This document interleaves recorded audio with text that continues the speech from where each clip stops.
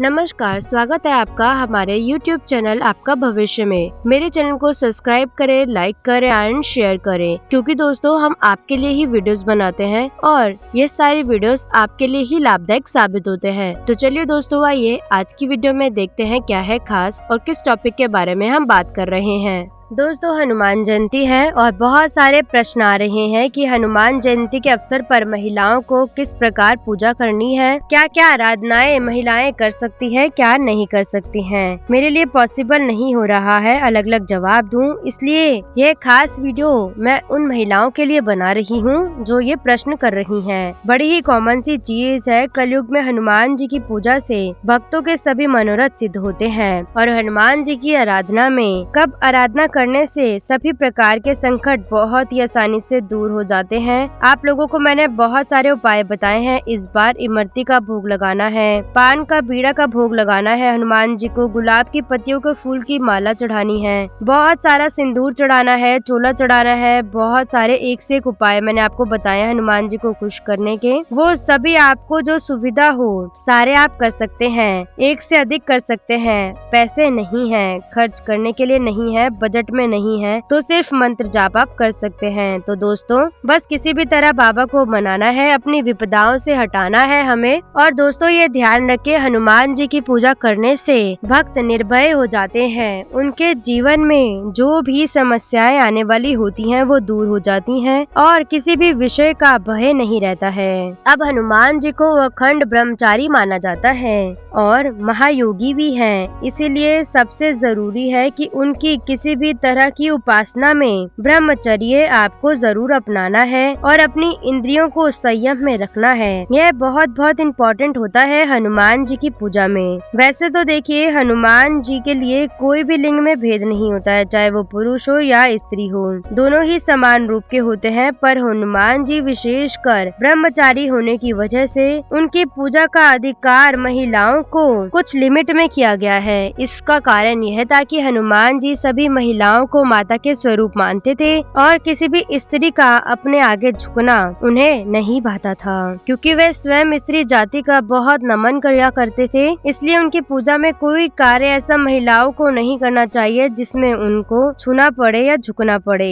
सभी को बराबर अधिकार देते हैं भगवान। हनुमान जी की पूजा का अधिकार महिलाओं और पुरुषों को एक समान नहीं है। हनुमान जी की पूजा को आमतौर पर पुरुषों को करना होता है और महिलाओं के लिए कई नियम है, क्योंकि हनुमान जी ब्रह्मचारी थे। क्या क्या कर सकते हैं महिलाएं, वो आज मैं आपको बता देती हूँ। जो भी महिलाएं हैं, सबसे पहले तो वो ये भाव करे कि जब हनुमान जी की पूजा करें तो उनको पुत्र भाव से पूजा करनी पड़ती है। पुत्र भाव से कर वह महिलाएं हनुमान जी को दिया जला सकती हैं, दीप अर्पित कर सकती हैं। आप हनुमान जी को गूगल की धुनी उनके नाम की आप जला सकती हैं, घर पर हवन करवा सकती है हनुमान जी के नाम का। आप हनुमान चालीसा का पाठ कर सकते हैं, संकट मोचन का पाठ कर सकते हैं, हनुमान अष्टक का पाठ कर सकते हैं, सुंदरकांड का पाठ कर सकते हैं, रामायण का पाठ कर सकते हैं और राम रक्षा स्तोत्र का पाठ भी कर सकते हैं। हनुमान जी के जितने भी पाठ है, मंत्र हैं, उनका आप जप कर सकते हैं। महिलाएं हनुमान जी का भोग प्रसाद अपने हाथों से बनाकर उनको भोग लगा सकती हैं, बाजार से ला करके भी अर्पित कर सकते हैं, लेकिन ध्यान रहे उनको आपको टच नहीं करना है। अब क्या क्या नहीं कर सकते हैं हनुमान जी की पूजा में महिलाएं, वो मैं आपको बता देती हूँ। एक तो देखिए दोस्तों, किसी भी देवी देवता की रजा सलाह होने पर या पीरियड्स होने पर हनुमान जी के पूजा आपको नहीं करनी है। वो हम किसी भी देवी देवता की पूजा में नहीं करते हैं, तो बहुत कॉमन सी बात है। महिलाएं हनुमान जी को सिंदूर नहीं अर्पित कर सकती हैं। आपको हनुमान जी को चोला, जो मैं अक्सर आपको बताती हूँ, सिंदूर और चमेली का तेल मिला करके हनुमान जी को चढ़ाया जा सकता है, जिसको हम चोला चढ़ाना कहते हैं। उसके बाद उसके ऊपर चांदी का वर्क लगाया जाता है और ये बहुत ही शुभ माना जाता है। विशेषकर रामनवमी, हनुमान जयंती, मंगलवार, शनिवार या कोई भी विशेष प्रयोजन से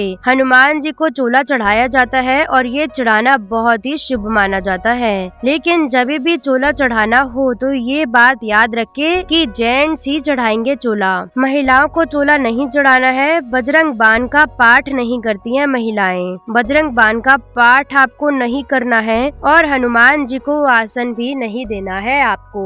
महिलाओं को लंबी अनुष्ठान नहीं करने हैं। इसके पीछे वही रीजन है, पीरियड्स होना और घरेलू उत्तरदायित्व निभाना आपका मुख्य कारण है। तो आप घर के कामकाज पर ज्यादा ध्यान दें। आपको लंबे अनुष्ठान हनुमान जी के नहीं करने हैं। महिलाओं को चरण पादुकाएं, पैर के जो पाद्य बोलते हैं, पाद्य और चरण पादुकाएं हनुमान जी के आगे अर्पित नहीं करनी चाहिए। हनुमान जी को स्नान नहीं कराना है, पंचामृत का स्नान नहीं कराना है। महिलाएं वस्त्र युग्मन अर्थात कपड़ों का जोड़ा भी समर्पित नहीं कर सकती हैं। जैसा कि मैंने आज आपको बताया था लास्ट वीडियो में कि लंगोट अर्पण करना है हनुमान जी को हनुमान जयंती के दिन, वो भी महिलाओं को नहीं करना है। ध्यान रखिए, अगर घर पर कोई नहीं है, आप चढ़वाना चाहते हैं तो आप खरीद के पंडित जी को दे दें। वो आपके हस्बैंड के या आपके पुत्र के या जो भी है उनके नाम से चढ़ा दें। आप हाथ लगाकर ना चढ़ाएं। महिलाएं यज्ञोपवीत अर्थात जनेऊ भी अर्पित नहीं कर सकती हैं। ध्यान रखिए, हनुमान जी के सामने झुकना भी नहीं है। हनुमान जी के आगे थूक भी नहीं खाना है। ऐसा करना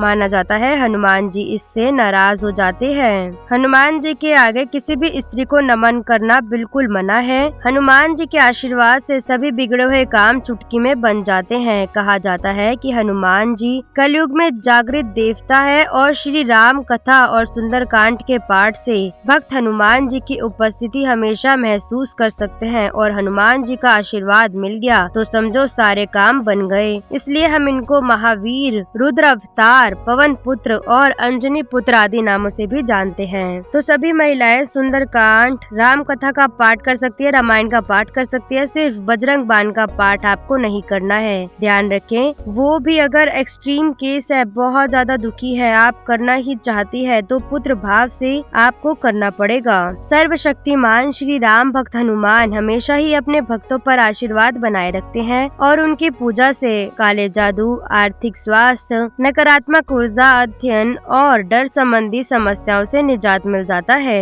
तो आपको छोटे छोटे उपाय 2-3 बता रही हूँ, वो आप कर सकते हैं। यदि जैसे शनि की कोई समस्या खड़ी है और पूजा पाठ के बाद भी समाधान नहीं मिलता है तो शनिवार को हनुमान जी को आपको चोला चढ़ाना है। इसके साथ ही सिंदूर और चमेली का तेल चढ़ाकर हनुमान चालीसा या हनुमान जी के दूसरे मंत्रों का जाप करना है और तिल के तेल का दीपक जलाना है। इसके बाद काले चने और गुड़ के साथ नारियल चढ़ाकर शनि बाधा से बचने के लिए हनुमान जी के 108 नामों का स्मरण करना है। आपकी लाइफ में टोटल चेंज आएगा दोस्तों। आप हनुमान जी के 108 नाम चाहे तो पढ़ सकते हैं, आप चाहे तो सुन भी सकते हैं। हनुमान जी के 108 नाम अगर आप बोल नहीं सकते हैं तो आप सुन भी सकते हैं। YouTube पर आजकल सब कुछ आता है। अगर मंगल ग्रह आपके जीवन में स्वास्थ्य नहीं निकल पा रहे हैं तो आपको हनुमान जी के चोले के साथ साथ चमेली का तेल, सिंदूर और चने के साथ सूरजमुखी के फूल चढ़ाने चाहिए। इसके बाद जैसा मैंने आपको पहले भी बताया था,